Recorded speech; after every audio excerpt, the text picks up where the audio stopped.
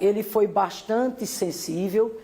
O presidente entende e reconhece, sim, que a renegociação dessas dívidas, ela tem que olhar o conjunto da federação como um todo. Ele, inclusive, reconhece, sim, que os estados menos endividados não podem ficar de fora de maneira nenhuma. E o dado concreto é que ele se comprometeu a levar esse debate exatamente para o âmbito exatamente lá do Senado. Porque, veja bem, Débora, nós temos ressaltado que os estados menos endividados, como, por exemplo, os estados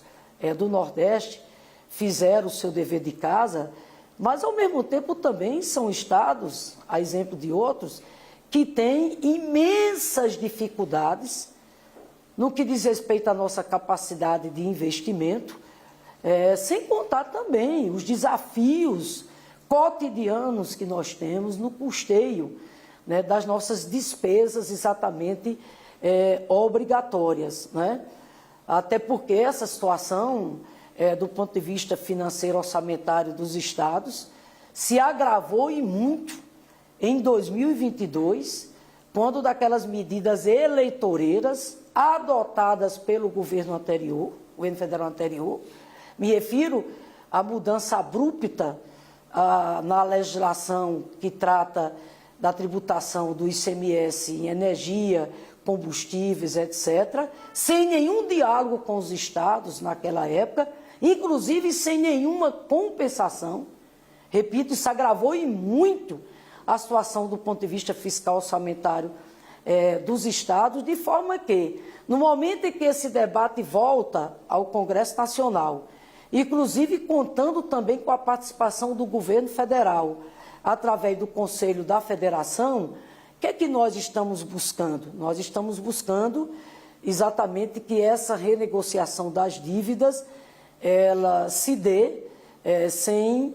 perder de vista o sentido exatamente da isonomia, ela se dê, Débora, sem perder de vista que não pode tratar os desiguais de maneira igual. Daí a importância desse fundo, o Fundo de Equalização Federativa. Nós estamos propondo, porque hoje no projeto de lei, o fundo seria formado por 1%.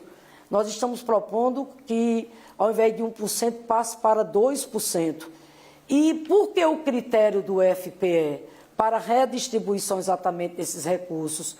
Porque é o critério mais justo, que, portanto, assegura uma melhor distribuição desses recursos, olhando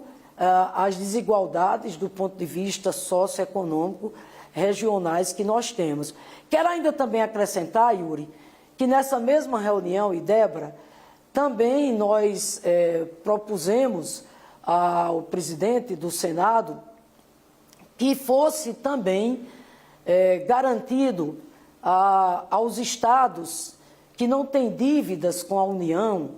mas têm dívidas com as chamadas instituições bancárias, como, por exemplo, Banco do Brasil, Caixa Econômica, BNDES, fosse também garantido aos que têm o perfil dessa dívida com instituições bancárias, essa mesma metodologia que está sendo apresentada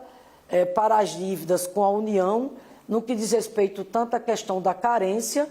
como à questão do alongamento do prazo de pagamento dessa dívida, como também a questão da redução de juros. Vale também acrescentar que esse debate está sendo conduzido no âmbito do Concefaz, inclusive Carlos Eduardo Xavier, que é o secretário de Fazenda do Rio Grande do Norte, e preside exatamente o Concefaz, participou conosco dessa reunião hoje pela manhã, porque evidentemente que esse debate está sendo feito no âmbito do Concefaz, onde lá estão os representantes dos 27 estados da federação, para que a gente possa avançar e chegar no entendimento. O dado concreto, repito, é que é legítimo a busca, né, de saídas, de alternativas, no que diz respeito à questão do endividamento dos estados com a União, e que isso se dê de uma forma isonômica.